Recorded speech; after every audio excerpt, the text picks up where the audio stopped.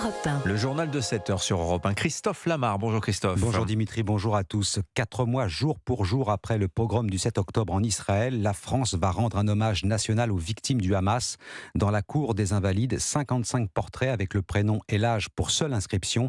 55 juifs français tués, blessés, portés disparus ou retenus en otage avant d'être libérés. Cérémonie présidée par Emmanuel Macron, moment solennel déjà entaché par de multiples polémiques. Alexandre Chauveau. Il y a d'abord la présence des élus LFI aux Invalides. Manuel Bompard l'a confirmé, malgré la franche opposition des familles de victimes. Malaise à l'Élysée, qui invoque le protocole, mais appelle chacun, je cite, à apprécier l'opportunité de sa présence. Le renseignement évoque même le risque de perturbation pendant la cérémonie. La présence de Mathilde Panot et de Daniel Obono suscite notamment de vives tensions. La première avait refusé de qualifier le Hamas d'organisation terroriste. La seconde en avait fait un mouvement de résistance. Mais au-delà de cette présence qui indispose, les 4 mois qui séparent l'attaque de l'hommage font débat, le délai étant jugé trop long par beaucoup. L'Élysée concède avoir dû arbitrer entre les différentes positions des familles de victimes. Priorité a finalement été donnée aux négociations pour la libération des otages. Enfin, plusieurs critiques ont suivi l'annonce ce lundi par l'Élysée de l'organisation à venir d'un temps mémoriel pour les victimes françaises des bombardements à Gaza. Un en même temps sur l'attaque terroriste du Hamas, jugé par certains malvenus à quelques heures de l'hommage national aux Invalides. Alexandre Chauveau du service politique d'Europe 1. Cérémonie précédée du Conseil des ministres sans les ministres délégués ni les secrétaires d'État. Leur nomination est attendue dans la journée. L'entrée de François Bayrou au gouvernement, toujours objet d'intenses tractations. Le maire de Pau doit s'entretenir avec Gabriel Attal dans l'après-midi, au plus tard demain. Dans le Var, on est passé tout près d'un drame lundi matin près de Toulon avec la tentative d'enlèvement d'une écolière de 10 ans. Et la scène se passe devant son école primaire. La fillette attend à l'entrée lorsqu'un homme l'aborde avant d'essayer de l'emmener de force.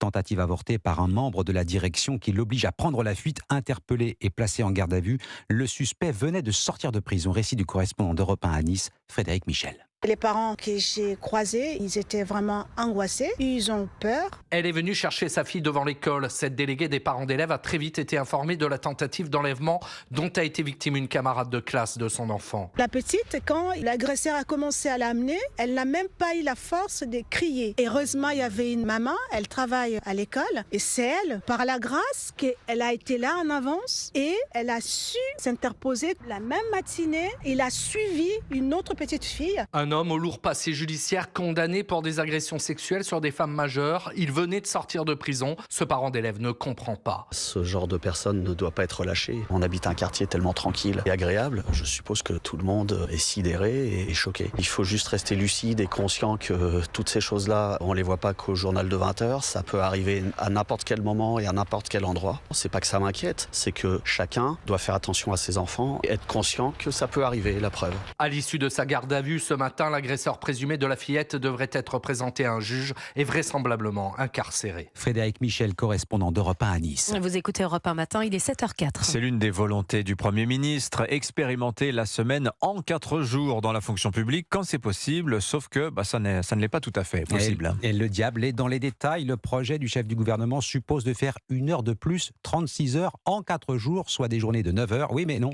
Les salariés sont d'accord, mais pas les syndicats, Barthélémy Philippe. Oui, la CGT s'oppose à la semaine de 4 jours sans passage aux 32 heures. Pour la secrétaire confédérale Nathalie Bazir, 9 heures par jour, c'est trop. Faire en 4 jours ce qu'on doit faire en 5 jours, c'est une fausse bonne idée. Les conditions de travail vont être dégradées, la fatigue, etc., la pénibilité au travail. Force ouvrière est sur la même ligne et les autres représentants syndicaux ne sont pas convaincus, à l'image de Dominique Corona, numéro 2 de l'UNSA. Est-ce que c'est une avancée sociale ? Non, c'est à la limite un gain d'organisation du travail. Chargée de la fonction publique à la CFDT, Mylène Jacot est mitigée. On n'est ni pour ni contre. Il faut absolument que ça passe par du dialogue social. On a des collègues qui vont avoir des métiers qui sont engageants physiquement, qui ne tiendraient pas sur des journées plus longues. Le syndicat pose 2 conditions. L'expérimentation doit se faire sur la base du volontariat, avec la possibilité de revenir à 5 jours en cas d'échec. Barthélémy Philippe du service économie d'Europe 1. Au Royaume-Uni, la première apparition publique hier de Charles III depuis l'annonce de son cancer, le souverain entouré comme jamais par la famille royale. Et toute sa famille jusqu'au prince Harry, rentré précipitamment de Californie pour être au plus proche de son père.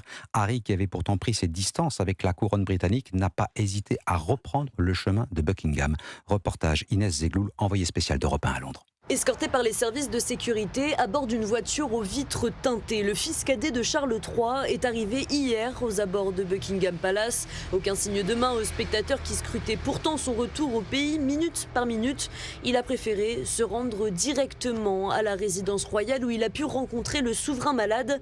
Dans un contexte de tension entre les deux hommes, Pippa voit cette venue comme un geste de compassion. Il l'aime tellement fort. Je pense que peu importe qui se bat contre le cancer, il a besoin des membres de sa famille. Évidemment, il y a eu des tensions entre eux, mais ils sont père et fils, ils s'aiment. C'est une bonne chose qu'Harry rentre à la maison. Le prince Harry rentre donc à la maison et puis le roi Charles III retourne quant à lui dans son palais de Sandringham à l'est du pays. Mais avant que le drapeau, l'Union Jack signifiant son absence, ne soit hissé sur le toit de Buckingham, il a quand même tenu à faire une apparition publique, la première depuis le diagnostic. Souriant, il tentait finalement de rassurer le royaume après l'annonce de sa maladie.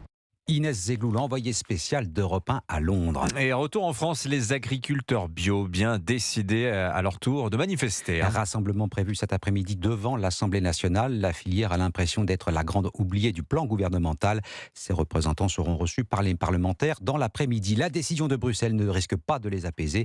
La Commission retire le texte visant à réduire de moitié l'usage des pesticides d'ici 2030. Voilà, pour apaiser justement la colère des agriculteurs. Colère qui perdure en Bretagne, mais alors pour d'autres raisons, vous allez l'entendre. Et les producteurs d'échalotes dénoncent la concurrence déloyale venue du nord et de l'est de l'Europe. Des échalotes contrefaites, en réalité des oignons maquillés vendus 4 fois moins cher. Reportage Sandrine Prioul.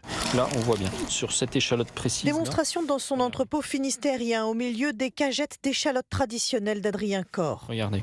L'échalote traditionnelle en haut, on voit plusieurs compartiments dans l'échalote, alors qu'ici, sur de l'échalote de semis, on voit bien qu'il n'y a qu'une zone où il n'y a qu'un seul germe. C'est la distinction. Le consommateur peut penser acheter de l'échalote alors qu'ils achètent réellement de l'oignon. Le producteur et son confrère Bernard Cadieux ne décolèrent pas. Impossible pour le consommateur de différencier la vraie échalote traditionnelle de celle qui a été croisée avec de l'oignon. Nous, ce qu'on demande, c'est tout simplement et purement qu'on ne peut pas vendre de l'oignon sur le nom d'échalote. On se rend compte que les deux combats doivent être menés de front, c'est-à-dire obtenir une IGP avec un label rouge, très bien, mais on ne sera pas plus avancé d'obtenir cette IGP sur la label rouge si demain il n'y a plus d'échalote de produite. Et de prendre les autorités de la concurrence à témoin pour faire respecter les règles.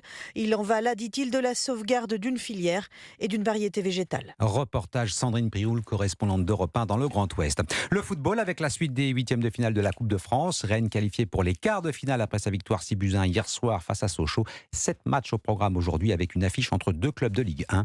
PSG Brest à 21h10. Merci beaucoup Christophe Lamar, c'était votre journal. Il est 7h09.